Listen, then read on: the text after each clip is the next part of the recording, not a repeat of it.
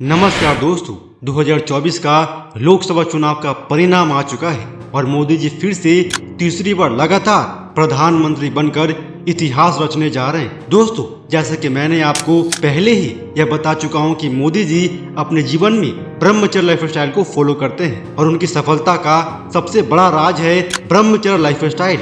उनकी दिनचर्या में डेली 1 घंटा योगा करना, मेडिटेशन करना, स्वाध्याय करना, अपनी भोजन पर नियंत्रण करना होता है। ये सारे ब्रह्मचारियों के गुण उनके अंदर कूट कूट कर भरी हुई है और इसी वजह से वे सफल भी बनते हैं। दोस्तों, इसके साथ साथ इस चुनाव के परिणामों ने मोदी जी के अंदर एक और गुण को भी दिखाया है और वह गुण यह है कि एक जो ब्रह्मचारी होता है ना, वह हमेशा नकारात्मक चीजों में भी सकारात्मकता ढूंढ लेता है, यानी कि नेगेटिविटी में भी पॉजिटिविटी ढूंढने वाला ही एक सच्चा ब्रह्मचारी होता है।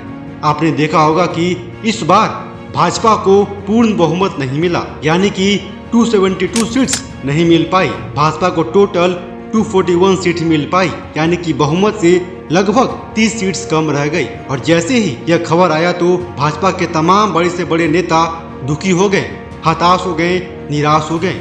लेकिन वही मोदी जी की सकारात्मकता देखी। मोदी जी ने एक स्टेटमेंट दिया और स्टेटमेंट में उन्होंने कहा कि तमाम इंडिया गठबंधन के सारे दल मिलकर के जितनी सीट नहीं ला पाए, उससे भी ज्यादा सीट भाजपा लेकर आई है। यानी कहने का मतलब यह है कि भले ही भाजपा एक दृष्टिकोण से पहले के मुकाबले कम सीटें लेकर आई हो, लेकिन इसके बावजूद भी मोदी जी ने उस नेगेटिव रिजल्ट में भी पॉजिटिविटी को ढूंढ लिया और भाजपा के कार्यकर्ताओं में एक नया जोश, उत्साह और उमंग भर दिया। इसके साथ साथ उन्होंने अपने भाषण में कई एक तरह के बातों को कहा जो यह दर्शाता है कि मोदी जी हमेशा किस तरह से सिर्फ और सिर्फ पॉजिटिव सोचते हैं, कभी भी नेगेटिव नहीं सोचते हैं। और उनकी अब तक की महान सफलताओं का यही एक सबसे बड़ा सीक्रेट है, एक सबसे बड़ा राज है, जिसे कि आपको भी जरूर सीखना चाहिए। अगर आप भी अपने जीवन में मोदी जी की तरह ही कुछ बड़ा करके दिखाना चाहते हो, कुछ अच्छा करके दिखाना चाहते हो तो,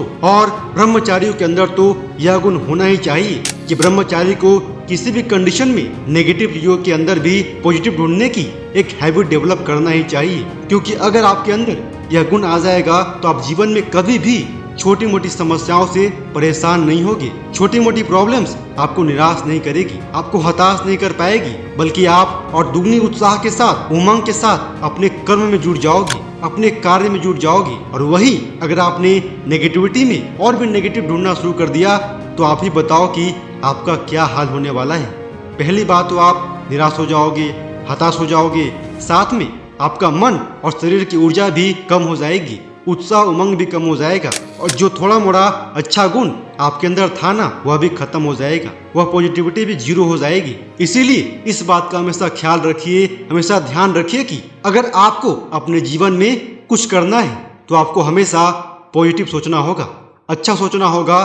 क्योंकि आप जो भी कार्य करते हो ना, पढ़ाई करते हो, आप स्टूडेंट हो, किसी एग्जाम की प्रिपरेशन करते हो, अपना बिजनेस संभालते हो या कोई भी कार्य क्यों ना करते हो, अगर आप उस कार्य को करते हो तो परिणाम आपके हाथ में नहीं होता है, वह तो परमात्मा के हाथ में ही होता है। आपके हाथ में सिर्फ और सिर्फ कर्म करना ही होता है। और बहुत सारे केसेस में ऐसा भी देखा गया है कि कोई बंदा पूरे दिल से काम करता है, उसके बावजूद भी उसे उसका अच्छा रिजल्ट नहीं मिलता है। तो इस कंडीशन में 2 तरह के बंदे होते हैं। पहला तो बंदा वह होता है जो कि अपनी थोड़ी सी हार से ही डर कर अगला बार प्रयास करना ही छोड़ देता है, मेहनत करना ही बंद कर देता है, उसका उत्साह उमंग सब कुछ लो हो जाता है। और वहीं दूसरा बंदा वह होता है, इसे भले ही थोड़ी हार का सामना करना पड़ा हो, लेकिन वह अपनी हार से घबराते नहीं है, बल्कि वे अपनी हार में भी अपनी जीत को ढूंढ लेते हैं। यानी कि नेगेटिव चीजों में भी पॉजिटिव रिजल्ट्स को ढूंढता है और उसी पॉजिटिविटी को लेकर के फिर से दुगनी उत्साह के साथ, उमंग के साथ कड़ी मेहनत करना शुरू करता है। ऐसा ही बंदा इतिहास रच कर दिखाता है, दुनिया को बदल कर दिखाता है। और ब्रह्मचारियों के अंदर तो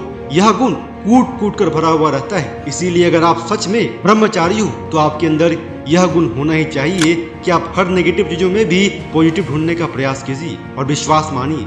यही गुण आपको अपने जीवन में इतिहास रचवाएगा, यही गुण आपको अपने जीवन में सफलता हासिल करने में काफी मदद करेगा। जय हिंद।